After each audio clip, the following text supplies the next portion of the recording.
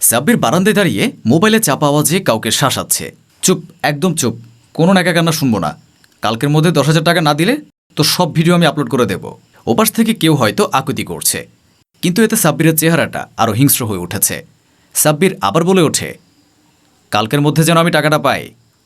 বারান্দায় উকি দিয়ে দেখল সাব্বিরের বোন সাবিলা। সাবিলাকে দেখে সাব্বির তাড়াতাড়ি করে ফোনটা কেটে বলল, কি রে, কিছু বলবি? মা বলেছে নুডলস আনতে, তোর কাছে 100 টাকা হবে, দোকানে যেতাম। আমি যাচ্ছি, এই বলে সাব্বির বের হয়ে গেল। সাবিলা ভাইয়ের দিকে তাকিয়ে রইল। সে নিজের কানে যা শুনল তা যেন বিশ্বাস করতে পারছে না। তার ভাই কাউকে ব্ল্যাকমেল করছে টাকার জন্য। সাবিলা সারা রাত ঘুমাতে পারল না।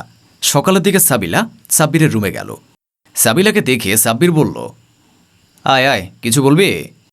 সাবিলা চুপচাপ খাটে বসে বলল, আচ্ছা ভাইয়া, কয় পাতা ঘুমের ওষুধ খেলে মানুষ মরে যায় বলতো? সাব্বির তার মোবাইল রেখে অবাক হয়ে বলল, কি বলছিস এসব? ছেলেরা কেন বিশ্বাস রাখে না বলতো? তুই তো একটা ছেলে, কেউ সামান্য কিছু টাকার জন্য কারো ভালোবাসার অবিশ্বাস করতে পারে? কি বলছিস এসব? কি হয়েছে তোর? কে করেছে এমনটা? নামটা বল শুধু আমায়, এখনই তার লাশ ফেলে দেব। কে তোকে ব্ল্যাকমেল করছে? সাবিলা ভাইয়ের দিকে তাকিয়ে হেসে বলল, আরে না, আমার না, আমার এক বান্ধবী। সে 4 বছর ধরে প্রেম করছে। তার প্রেমিক খুব ভালো ঘরের ছেলে।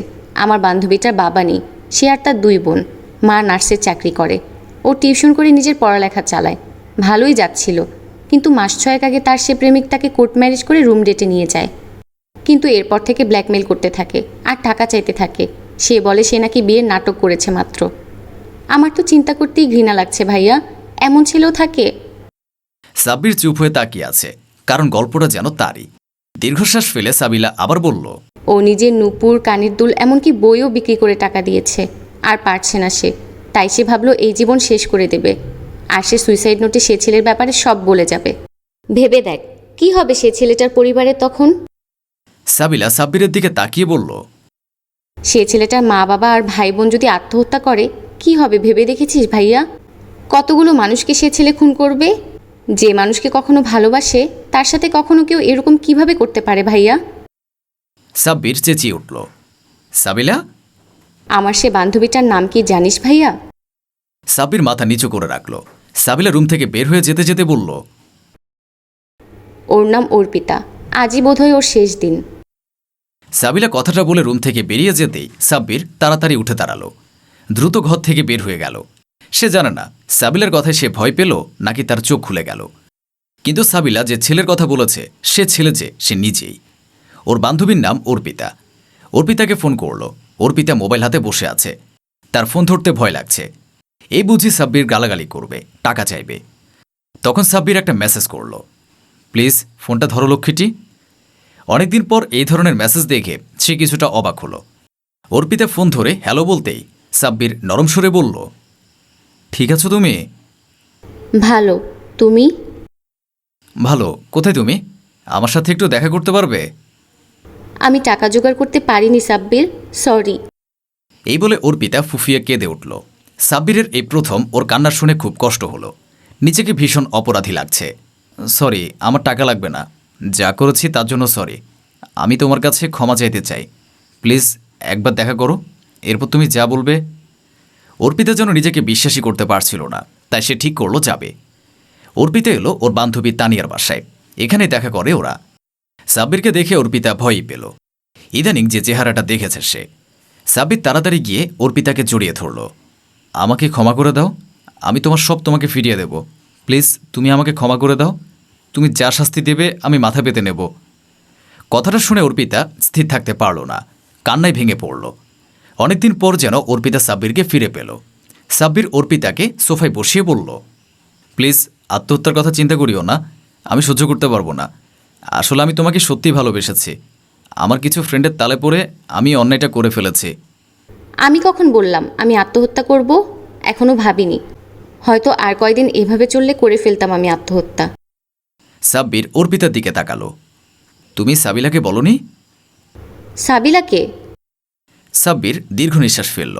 তখন ভেতর থেকে সাবিলা বের হয়ে এলো, এসে বলল, আমি সাবিলা। তুই এখানে? হ্যাঁ আমি। কাল তুই যখন ওকে ফোনে শাসাচ্ছিলি আমি শুনেছি। আমি সবসময় আমার ভাইয়াকে একজন রক্ষক মেনে এসেছি। সেই ভাইয়াই অন্য কাউকে ধ্বংস করছে, আমি মানতে পারছিলাম না।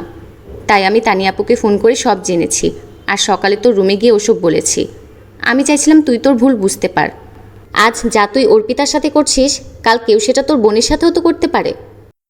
সাব্বির এসে সাবিলার হাত ধরে বলল, ছোটবেলায় আমি যখন কোনো কিছু ভুল করতাম তুই সবসময় তা ধরিয়ে দিতি, আমার পেছনে থাকতি, যাতে আমার বিপদগুলো তুই আগে দেখিস। আমি বুঝিনি আমার বোনটা এত বড় হয়ে গেছে, সে মিথ্যা বলে আমাকে শিক্ষাও দিতে পারে। হয়েছে, এবার ভাবিকে নিয়ে বাসায় চল, আমি বাবা মাকে বলে এসেছি। আজ ভাইয়ার বউ নিয়ে যাব।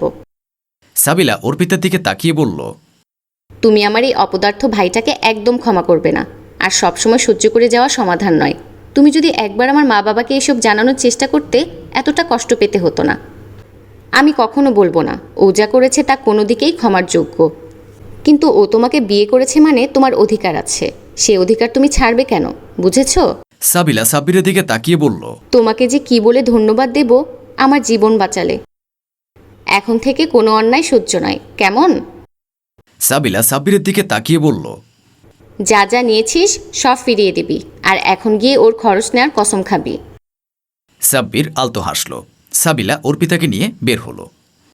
এই দুনিয়ায় আমরা যেসব জিনিসে ভয় পাই তা লুকাতে যত চেষ্টা করি বা আত্মহত্যার পথ বেছে নেই, তার কিছুটা সাহস দেখিয়ে যদি মোকাবেলা করি, দেখা যাবে আসলে তারা ভয় পাবে যারা আমাদের ভয় দেখায়। তাই কোনো অন্যায়কে প্রশ্রয় নয়।